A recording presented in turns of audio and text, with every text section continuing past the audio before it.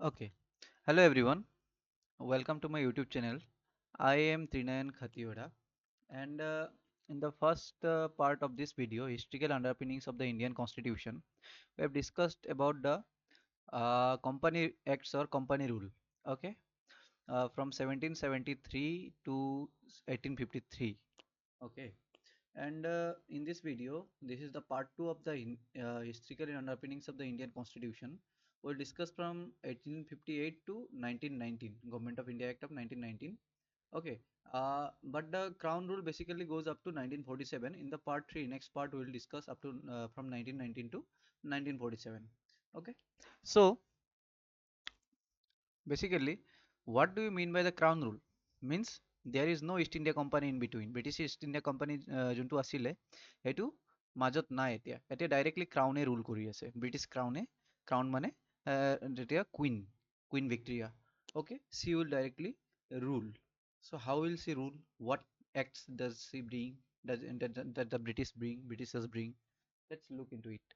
So the first act that comes in this crown rule is the Government of India Act of 1858.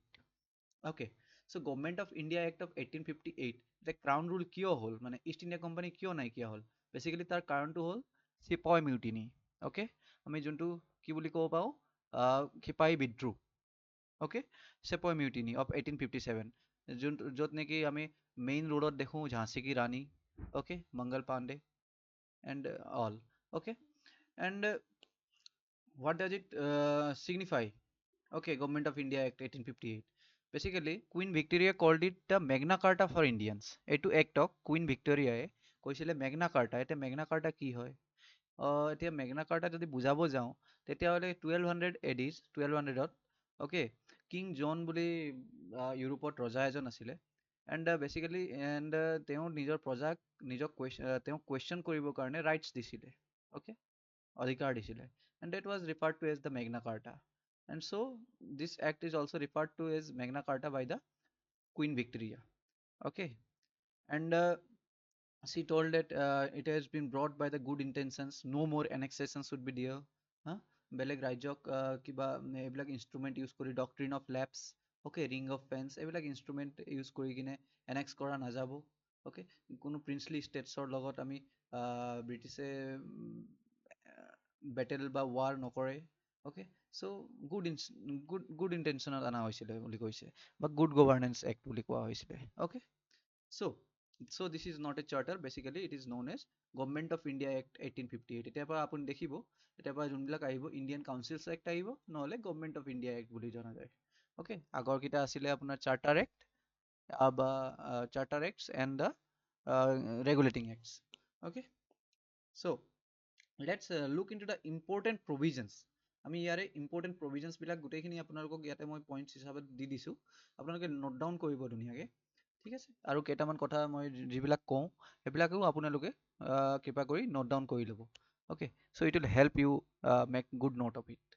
Okay the first provision of the Government of India Act is transition of control from the East India Company to the British crown so' যোনটো power transfer আছিলে control Indian colony control কৰা power যোনটো সেইটো east India কোম্পানীৰ পৰা directly British ক্ৰাউনৰ হাতত transfer হৈ গ'ল ঠিক আছে মাজত মানে ইষ্ট ইণ্ডিয়া কোম্পানী আছিলে কিন্তু এতিয়া East India Company as a middlemen নাই এইটো এণ্টিটি এক্সিষ্ট নকৰে directly India will be control by the British crown okay or the British parliament বুলি ক'ব পাৰি ঠিক আছে এতিয়া next provision which the acts bring is Governor General of India was also made the Viceroy of India ঠিক আছে governor general of India আমি জানো যে আগৰ বেংগল গভৰ্ণৰক বনোৱা হ'ল বেংগল গভৰ্ণৰ জেনেৰেল তাৰপিছত বেংগল গভৰ্ণৰ জেনেৰেলক বনোৱা হৈছিলে governor general of India or Indian governor general and সেইজন ইণ্ডিয়ান গভৰ্ণৰ জেনেৰেলকে এতিয়া ভাইচৰয় বুলিও জনা যাব সেইটো প্ৰভিজন আনিলে Government of India Act 1858 and the first viceroy was Lord Canning ঠিক আছে and first viceroy is Lord Canning so who would be the last governor general of India আমি previous videos ডিসকাস কৰিছো এইবিলাক আপোনালোকে previous video যদি চোৱা নাই এবাৰ চাব ঠিক আছে Governor General of India who would be the last Governor General of India obviously he would also be Lord Canning so last Governor General of India obviously Lord Canning because he would be the first Viceroy of India same person ঠিক আছে So confuse হ'ব নালাগে, এইটো note কৰিব, এইটো important হ'ব। Lord Canning was the first viceroy of India, ঠিক আছে। Now next provision of the Government of India Act 1858 is it abolished the dual government system by dissolving the Board of Control and the Court of Directors. Okay, so East India Company existence নাই, so Board of Control and Board of Directors যোনকেইটাই commercial and political function of the East India Company চাইছিলে, so সেইটো এতিয়া existe নকৰে obviously, ঠিক আছে। And the next provision is the act also established the office of the Secretary of State SOS, okay, with a 15-member executive council, ঠিক আছে। এটা office বনালে, তাতে এটা মানুহক ৰাখিলে Secretary of State, ঠিক আছে। and directly British Crown তেওঁৰ লগতে coordinate কৰে anything related to colonial India, okay। For India in Britain who was given complete authority, and he was given Secretary of State was given the complete authority and control of Indian administration, ঠিক আছে। and 15 মেম্বাৰ্ছৰ এটা executive council বনালে, council of India বুলি কোৱা গ'ল, যোনে নেকি secretary of ষ্টেটক assist কৰে, ঠিক আছে, হেল্প কৰে। and Secretary of State, this office is important as এইটোৱে পিছত গৈ কিনে আপোনালোকে দেখিব, ইয়াতে আমি পঢ়িম এইটো বিষয়, high commissioner in London set up হৈ যায়, ঠিক আছে। So' this is very important office. এইটো ইণ্ডিয়াত নহয়, এইটো ব্ৰিটিছ পাৰ্লিয়ামেণ্টতে আছিলে, সেইটো এটা মই ক্লেৰিফাই কৰি দিছোঁ আগতে। ভাইচৰয় যোনটো আছিলে এইটো ইণ্ডিয়াত হয়, এণ্ড যোনটো ছেক্ৰেটাৰী অফ ষ্টেট এইটো পজিশ্যনটো ব্ৰিটিছ পাৰ্লিয়ামেণ্টতে হয়, অ'কে। চ' য়েছ, চ' এতিয়া 1858 কি চেঞ্জেছ আনিলে, 1858 good governance act, Government of India এক্টে কি চেঞ্জেছ আনিলে আমি এইটো চাওঁ। চ' পাৱাৰ ট্ৰান্সফাৰ কেনেকৈ আছিলে, চ' প্ৰথমত থাকিব ব্ৰিটিছ ক্ৰাউন, তাৰপিছত থাকিব আপোনাৰ parliament, British parliament, then comes the secretary of state with his 15 members of executive council, okay, council of India যাক কোৱা হ'ল, ভাইচৰয় আহিলে তাৰপিছত, SOS পিছত, ছেক্ৰেটাৰী অফ ষ্টেটৰ পিছত ভাইচৰয় আহিলে, and viceroy with his executive council and legislative council of 6 members, and after viceroy governors of different presidencies, governors of different presidencies like Bengal, তাৰপিছত Madras, okay, Bombay, and their council, respective council. So look how the power মাজত দেখিছে আপুনি, আগতে কি আছিলে ইয়াতে east India company আছিলে, এতিয়া ইষ্ট ইণ্ডিয়া কোম্পানী নাই, চ' ক্ৰাউনে ডাইৰেক্ট কণ্ট্ৰল কৰি আছে, okay. no East India Company in between as a middle entity, okay। so তাৰপিছত যোনটো এক্ট আহিলে সেইটো হৈছে আপোনাৰ Indian Councils Act of 1861।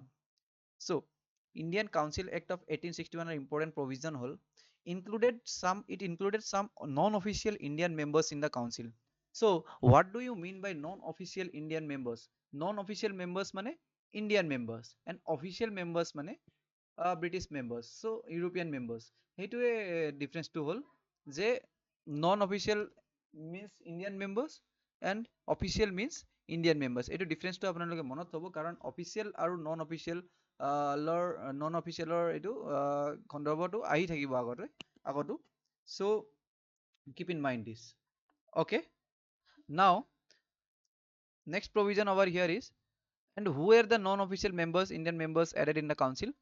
Raja of Banaras, Maharaja of Patiala, and Sir Dinkar Rao, okay। Raja, Maharaja, Sir, look, এওঁলোক কি আছিলে, British lifestyle follow' কৰা মানুহ আছিলে, ব্ৰিটিছৰে দেশ ৰেখত চলা মানুহ আছিলে, ব্ৰিটিছে যি কৈছিলে তেওঁলোকে সেইটোৱে মানিছিলে, চ' সেইকাৰণে তেওঁলোকক মেম্বাৰশ্বিপ দিয়া গ'ল, হয় নহয়, নন অফিচিয়েল ইণ্ডিয়ান মেম্বাৰ্ছ তেওঁলোকক নমিনেট কৰা গ'ল, অ'কে। নাও next provision over here, it restored the legislative functions of Bombay and Madras presidencies. তে যোনটো আপোনালোকৰ পিক অফ চেন্ট্ৰেলাইজেশ্যন যোনটো আছিলে 1833, তো তাত যিহেতু লেজিসলেটিভ ফাংচনছ ইহঁতৰ কাৰ্টেইল কৰা গৈছিলে বম্বে এণ্ড মাদ্ৰাছৰ, সেইটো ৰিষ্ট'ৰ কৰা গ'ল আকৌ 1861 কাউন্সিলছ এক্টত, এইটো মনত থ'ব লাগিব আপোনালোকে। It restored the legislative functions of Bombay and Madras presidencies, okay, this particular act, and it is known as the decentralization, start of decentralization in India, so কেতিয়াৰ পৰা decentralization start হ'ল, obviously 1861 is known as the state of decentralization because it restored the legislative functions of Bombay and Madras presidencies. So peak of decentralization আহিব পিছত, সেইটো আমি সেইটো একটা discuss কৰিম obviously. So the next provision of Indian Councils Act of 1861 is it empowered viceroy to promulgate ordinances. What do you mean by ordinances? Viceroy to গম পাইছে আপোনালোকে, viceroy Indian Governor General কে viceroy বনোৱা গ'ল, বেলেগ এটা নাম হ'ল viceroy, and viceroy is the direct representative of the queen in India. মানে কুইনৰ ক্ৰাউনৰ direct representative in India is viceroy, and he is empowered to now promulgate or issue অৰ্ডিনেঞ্চেছ। এতিয়া আমি জানো যে লেজিসলেটাৰ ষ্টেট মানে ৰাষ্ট্ৰ এটাৰ ষ্টেটৰ তিনিটা ভাগ থাকে, হয়, তিনিটা ভাগ থাকে, লেজিসলেচাৰ, এক্সিকিউটিভ এণ্ড জুডিচিয়াৰী। লেজিসলেচাৰৰ কামটো হ'ল ল বনোৱা, এক্সিকিউটিভৰ কামটো হ'ল ল এক্সিকিউট কৰা, এণ্ড জুডিচিয়াৰীৰ কামটো হ'ল এডজুডিকেট কৰা। অ'কে, ল এডজুডিকেট কৰা। And whenever the legislature is not in sessionত নাথাকে, তেতিয়া কি কৰে এক্সিকিউটিভে অৰ্ডিনেঞ্চেছ ইছ্যু কৰে। অৰ্ডিনেঞ্চটো বেচিকেলি লয়ে হয়। চ' সেই অৰ্ডিনেঞ্চ কেইটা ইছ্যু কৰাৰ পাৱাৰটো ভাইচৰয়ক দিয়া গ'ল এইটো এক্টৰ জৰিয়তে 1861ত। চ' এইটো কুৱেশ্যন এটা বনি যাব পাৰে যে which of the following acts did empower the viceroy to promulgate ordinances? So it will be correct answer would be Indian Councils Act of 1861. Okay, so let's move. And আৰু এটা important হৈছিলে, এইটো ইয়াতে পৰ্টফলিঅ' ছিষ্টেমো introduce হৈছিলে। Portfolio' system মানে এতিয়া ধৰক আগতে যদি এটা only the viceroy would look after every of the sector, for example defense, education, external affairs, railway, everything. Okay, only the viceroy would look, or only one person would look. So এতিয়া তেনেকুৱা নহয়, যে এতিয়া ভাগ কৰা গ'ল যে finance এজনে কেইটামান গ্ৰুপে চাব, ডিফেন্সৰ এজনে চাব, হোম এফেয়াৰ্ছ এজনে চাব, এডুকেশ্যন এজনে, হেল্থ এজনে। চ' এনেকৈ ডিভাইড হ'ল, যোনটো আজিৰ দিনতো আমি দেখা পাওঁ। চ' পৰ্টফলিঅ' ছিষ্টেম ইয়াতে ষ্টাৰ্ট হ'ল। চ' এইটো এটা ডিচেন্ট্ৰেলাইজেশ্যনৰে পাৰ্ট বুলি ক'ব পাৰি আমি, ঠিক আছে।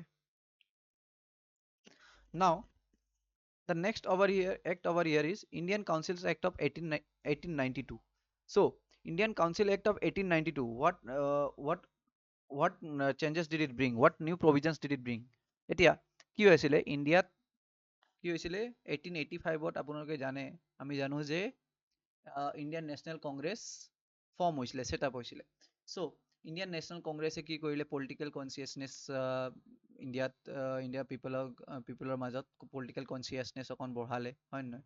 চ' পলিটিকেল কনচিয়াছনেছ বঢ়োৱাৰ ফলত কি কৰিলে, ইণ্ডিয়ানছ চাম নটেবল প্ৰমিনেণ্ট ইণ্ডিয়ানছ কেইজনে ডিবেট কৰিবলৈ ষ্টাৰ্ট কৰিলে, যে আমি প্ৰটেষ্ট কৰিবলৈ ষ্টাৰ্ট কৰিলে, কনষ্টিটিউশ্যনেল মেথডছ ইউজ কৰি কিনে প্ৰটেষ্ট কৰিবলৈ ষ্টাৰ্ট কৰিলে, যে আমাকো ৰিপ্ৰেজেণ্টেশ্যন লাগে, আমিও কাউণ্টাৰ কৰিব পাৰোঁ যিহেতু, হয় নহয়?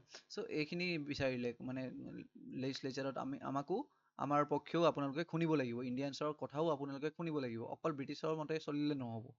আপুনি আপোনালোকে নিজৰ মতে চলিলে, নিজৰ মতে ল'কেইটা আনিলে নহ'ব, আমিও কিবা ক'বলৈ পাৰিব লাগিব, নহ'লে কেনেকৈ হ'ব? ইণ্ডিয়া আমাৰ কালচাৰ বেলেগ, আপোনালোকৰ কালচাৰ বেলেগ, হয় নহয়? চ' কি কৰিলে এতিয়া, increase in non official members. এতিয়া কি কৰিলে, নন অফিচিয়েল মেম্বাৰ্ছ, মই কৈছিলোঁ ইণ্ডিয়ান মেম্বাৰ্ছ ইনক্ৰিজ হৈ গ'ল। চেণ্ট্ৰেল লেজিসলেটিভ কাউন্সিলত কিমান ইনক্ৰিজ হ'ল আপোনালোকে চাই ল'ব, ইমান ইম্পৰ্টেণ্ট নহয়। কিন্তু কি কৰিলে, ইণ্ডিয়ান কাউন্সিল এক্টে অকল ইণ্ডিয়ান মেম্বাৰ্ছক central legislative council and provincial legislative কাউন্সিলতো মেম্বাৰ্ছকেইটা ইনক্ৰিজ কৰিলে। অ'কে, কিন্তু এতিয়ালৈকে এক্সিকিউটিভ কাউন্সিলত ইণ্ডিয়ান মেম্বাৰ অহা নাই দেই, সেইটো অহা নাই এতিয়ালৈকে। Okay, and member nomination. The members were nominees of the Governor General, and যোনকেইটা মেম্বাৰ আহিব লগা হ'ল, okay, non-official members, they were the nominees of the Governor General, not representatives of any Indian body. Okay, কোন আছিলে একে জানো, যোনবিলাকক nominate কৰি কিনে গভৰ্ণৰ জেনেৰেলে কাউন্সিলত আনিছিলে, লেজিসলেটিভ কাউন্সিলত আনিছিলে।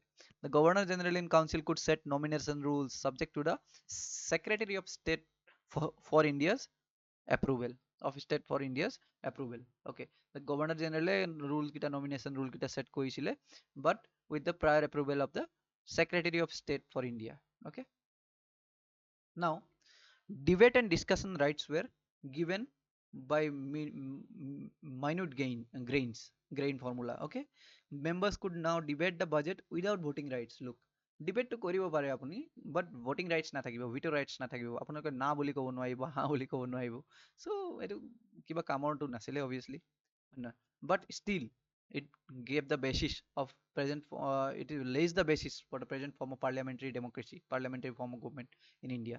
Okay, so members could not ask follow up questions, যোনটো আমি দেখোঁ আজি দিনত পাৰ্লিয়ামেণ্টত, যে আমি লোকসভাত দেখোঁ যে যেতিয়া এজন এম পিয়ে বেলেগ এজন সাংসদক বেলেগ এজন এমপিক কুৱেশ্যন কৰে, চ' সেইজনে যদি কিবা এটা উত্তৰ দিয়ে, ত' তাৰে ওপৰত আৰু এটা কুৱেশ্যন যে কৰি দিয়া আমি দেখোঁ, চ' সেইবিলাক এলাউ কৰা নাছিলে ব্ৰিটিছে সেইটো সময়ত।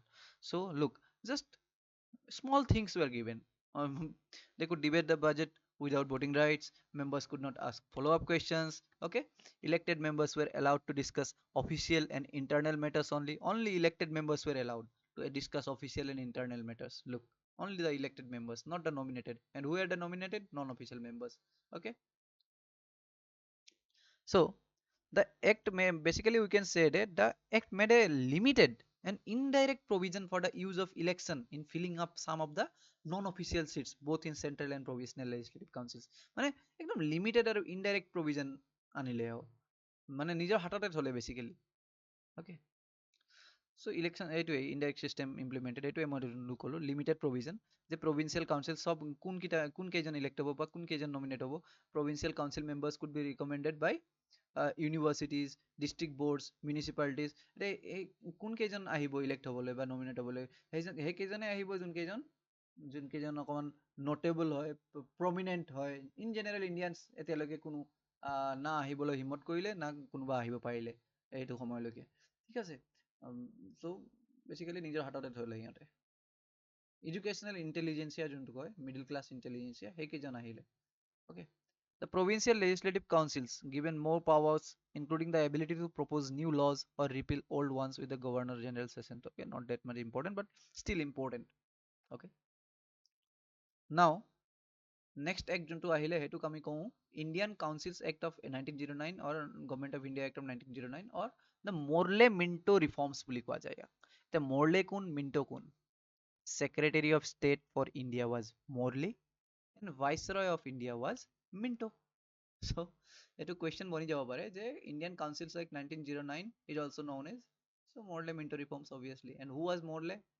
Secretary of State for India and Viceroy Minto.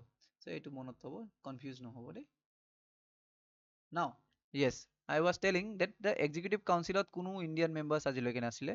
So first Indian member to join the Viceroy's executive council কোন হ'ল? Satyendra Prasad Sinha in the 1909 Morley Minto reforms. Satyendra Prasad Sinha, এইটো নাম আপোনালোকে বহুত ইম্পৰ্টেণ্ট হয়, এইটো মনত থব, এইটো নোট ডাউন কৰি ৰাখক যে he became the first Indian to join the Viceroy's executive council. Okay, now this Indian Councils Act of 1909 Act also introduced communal representation with separate electorates for Muslims.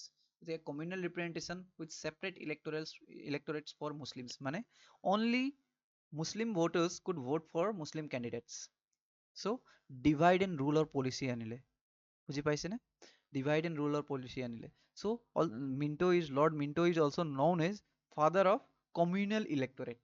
Communal electorate or father বুলিও পিতা বুলিও তেওঁক জনা যায়, ঠিক আছে। সেইটো সময়ৰ ভাইচৰয় মিণ্টো। Okay, 1909 Act কি কৰিলে? Communal representation with separate electorates for Muslims.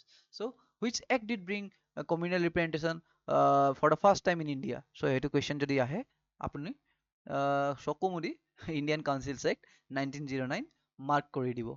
Okay, now Lord Minto is known as the father of communal electorate. Yeah, definitely. Next, it increased the number of members in the Central Legislative Council from 16 to 60, but retained official majority. Okay, Central Legislative Council যোনটো আছিলে, Union Legislative Council যোনটো আমি আজি দিনত দেখো parliament নিচিনাকে, Central Legislative Council, তাতে number of মেম্বাৰ্ছটো বঢ়ালে, ঠিক আছে। এতিয়া যেনেকৈ এম পি আছিলে তেতিয়া যোনকেইজন মেম্বাৰ আছিলে সেইকেইজন number of members were increased from 16 to 60, but official majority retain কৰি থলে তাতো। Means Europeans majority asile, মানে Indian members were less, not in majority but in minority, ঠিক আছে। Also in provincial also the number of members were increased but non uniformly, ঠিক আছে, কিন্তু uniform নাছিলে, কৰবাত 10 জন, কৰবাত 5 জন, কৰবাত 20 জন, তেনেকে প্ৰভিন্সেটো ইনক্ৰিজ হ'ল বাট নন ইউনিফৰ্মলি, ডিফাৰেণ্ট প্ৰভিন্সত ডিফাৰেণ্টলি মানে ইনক্ৰিজ হ'ল, বাট নট অফিচিয়েল মেজৰিটি কেম। কিন্তু প্ৰভিন্সেছত কি হ'ল 1909ত কি হ'ল? নন অফিচিয়েল মেজৰিটি আহি গ'ল, ঠিক আছে।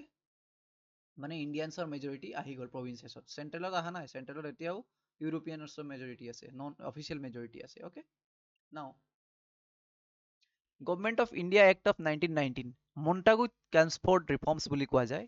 এইটো আপোনাৰ 1919 চম্পাৰণ সত্যাগ্ৰহ। অ'কে, আপোনালোকে হিষ্ট্ৰীত অবভিয়াছলি পঢ়িছে চাগে, এইটো একে সময় আছিলে হয় নহয়, Khilafat movement. Okay, now Government of India Act of 1919 Montagu transport reforms. Okay, now who was Montagu, who was Chelmsford? Secretary of State for India Montagu, Viceroy of India Chelmsford. Okay, now what were the important provisions? Now it for the first time demarcated subjects into central and provincial subjects or lists to make laws respectively. So মানে different sectors বা different subjects central and provincial মাঝে হিসাবত ডিমাৰ্কেট কৰি দিলে, divide কৰি দিলে, যে এইখিনিত যে অকল চেণ্ট্ৰেল গভৰ্ণমেণ্টে চেণ্ট্ৰেল লেজিছলেটিভে বনাব পাৰে ৰুলছ লজ, এইখিনি ছাবজেক্টছত অকল প্ৰভিঞ্চিয়েল গভৰ্ণমেণ্টে বনাব পাৰে rules or laws. So' for example যেনেকৈ আজি আমি দেখোঁ যে ইণ্ডিয়ান ৰেলৱেজ হয়, অসম ৰেলৱেজ নহয়, হয় নহয়? চ' ইণ্ডিয়ান ৰেলৱেজৰ কোনে বনায়? অসমে নবনায়, অবভিয়াছলি চেণ্ট্ৰেল গভৰ্ণমেণ্টে বনায়, ইউনিয়ন গভৰ্ণমেণ্টে বনায়, হয় নহয়? চ' ঠিক তেনেদৰে তাৰপিছত police is in state subject, হয় নহয়? পুলিচৰ হিচাপত ল কোনে বনায়? ৰেচপেক্টিভ ষ্টেট গভৰ্ণমেণ্টে বনায়, অবভিয়াছলি। চ' সেইটো সময়তো ডিফাৰেণ্ট ছাবজেক্টছবিলাক ডিভাইড হ'ল। মই কোৱা নিচিনাকৈ আজি প্ৰেজেণ্ট এক্সাম্পল দিছোঁ মই, কিন্তু সেইটো সময়তো বেলেগ আছিলে obviously. Different subjects were in provincial were referred to as provincial subjects and different subjects said as central subjects. So next provision, now it introduced hierarchy dividing subjects of administration into transferred list and reserved list.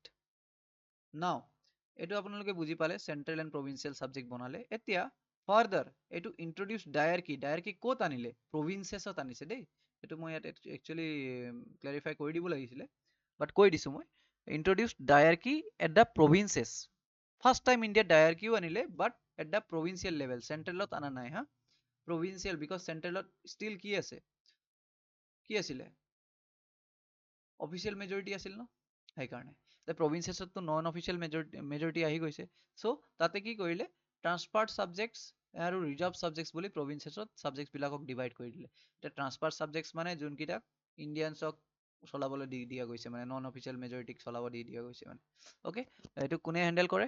By the provinces, that is the governor with the help of ministers responsible to the legislature. And still the ministers were responsible to the legislature. Just like today, the executive is responsible to the Lok Sabha. Okay.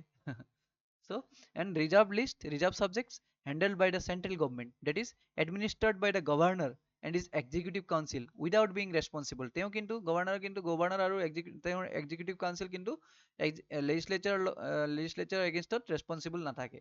So, look, কিমান ডাঙৰ হিপক্ৰেচি হৈ আছে ইয়াত, হয় নহয়? Transfer subjects এইবিলাক subjects আছিলে য'ত নেকি বেছি ৰিভিনিউ নাই, হয় নহয়? যোনকেইটা লছ মেকিং আছিলে সেইটো সময়ত। চ' সেইবিলাক ট্ৰান্সফাৰ ছাবজেক্টছ হৈ গ'ল। সেইবিলাক অফিচিয়েল মেজৰিটিক, নন অফিচিয়েল মেজৰিটিক চলাব দি দিলে, মানে ইণ্ডিয়ানছক চলাব দি দিলে, but with being responsible to the legislature. Look, but reserve subjects were taken by the central government, মানে but administered by the governor and his executive council without being responsible to legislature. আৰু reserve subject কোনবিলাক আছিলে? Forest হওক বা বাকীকেইটা হওক, য'ত নেকি আপোনাৰ ৰেভিনিউ বেছিকৈ আছিলে বা নন লছ মেকিং আছিলে। অ'কে, চ' এইবিলাক হ'ল বোলে reserve subject. So' look at this hypocrisy, how crooked Britishers were, okay, at the time. So it also provided for this 1919 Government of India Act of 1919 or the Montagu Chelmsford reforms provided for the establishment of a public service commission in 1926. Okay, and it was finally established in 1926. 1919 not etu provision to anisile, and the public service commission was established in 1926. Okay, now next provision of Government of India Act of 1919. Okay, so it introduced for the first time bicameralism and direct elections in the country. Bicameralism mane two houses. Okay, remember that bicameralism mane two houses. যেনেকৈ আজিৰ দিনত আমি দেখিছোঁ লোকসভা আৰু ৰাজ্যসভা। চ' ঠিক তেনেদৰে তেতিয়াও দুটা হাউচ আনি দিলে।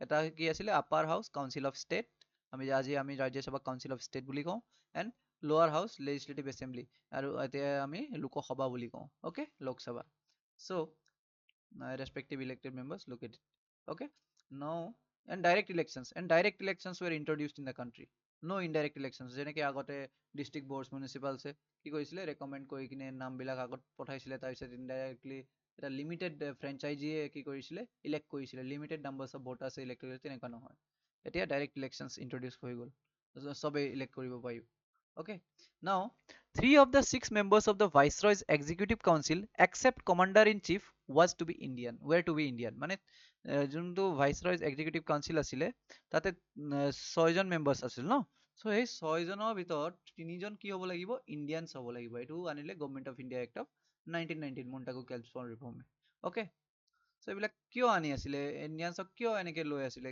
কাৰণ কি হৈ আছিলে প্ৰটেষ্ট হৈ আছিলে সত্যাগ্ৰহ মহাত্মা গান্ধীও আহি গৈছিলে ইণ্ডিয়াত এইটো সময়ত হয় নহয় তাৰপিছত মহাত্মা গান্ধীও ইণ্ডিয়াত আছিলে এতিয়া আপোনাৰ খিলাফত সত্যাগ্ৰহ মুভমেণ্ট ষ্টাৰ্ট হৈ আছিলে নন কপাৰেশ্যন খিলাফত মুভমেণ্ট হয় নহয় চ' এইবিলাকক কাৰ্টেল কৰিবৰ কাৰণে এইটো এতিয়া লাহে লাহে কি কৰিলে আমি আপোনালোকক ৰিপ্ৰেজেণ্টেশ্যন দি আছোঁ ন আপোনালোকৰ কথাটো শুনি আছোঁ ন আপোনালোকে কিয় প্ৰটেষ্ট কৰিব লাগে নালাগে নহয় so' this type of means notion they were creating at that time so' that's the thing so it also created the office of the High Commissioner for India in London, the Secretary of State for India. That particular office was made the office of the High Commissioner for India in London. Okay. And next, it separated central and provincial budgets. Ete budget separate হৈ গ'ল আজি অসমৰ budget বেলেগ থাকে হয় নাই central গভৰ্ণমেণ্টৰ budget union গভৰ্ণমেণ্টৰ budget বেলেগ থাকে হয় নাই চ' সেইটো সময়তো কি কৰিলে সেইটো ৰুটছটো ইয়াতে আছিলে চেন্ট্ৰেল ফাৰ্ষ্ট টাইম 1919ত কি হ'ল central and provincial budget separate হৈ গ'ল allowing provincial legislatures to enact their own budgets okay now next provision over here it extended the communal electorate to 6 Indian Christians Anglo-Indians and Europeans okay যোনটো মুছলিমছৰ কাৰণে আছিলে 1909ত first time communal ইলেক্টৰেট আনিছিলে মৰ্লেমেণ্টৰী ফৰ্মছে চ' সেইটো extend কৰা হ'ল কাৰ কাৰণে 6 Indian Christians Anglo-Indians and Europeans এওঁলোককো communal electorate means only six people could vote for 6 candidate only Indian Christians could vote for Indian Christian candidate so এনেকুৱা provisions আনি দিলে communal electorate so এইটো আৰু বঢ়ালে মানে divide and rule আৰু মানে বঢ়াই দিলে সিহঁতে okay so that's all for today and 1919 লৈকে হৈ গ'ল এতিয়া আমি next probably Simon Commission পৰা start কৰিম সেইটো ষ্টাৰ্ট কৰি কিনে আমি 1947 লৈকে গুচি যাম আৰু ক্ৰাউন ৰুলৰ আমি গোটেইখিনি অধ্যায় শেষ কৰি ল'ম okay so thank you very much and please like share and subscribe to the video and my YouTube channel because it will only give me more motivation to bring more videos in this line okay thank you very much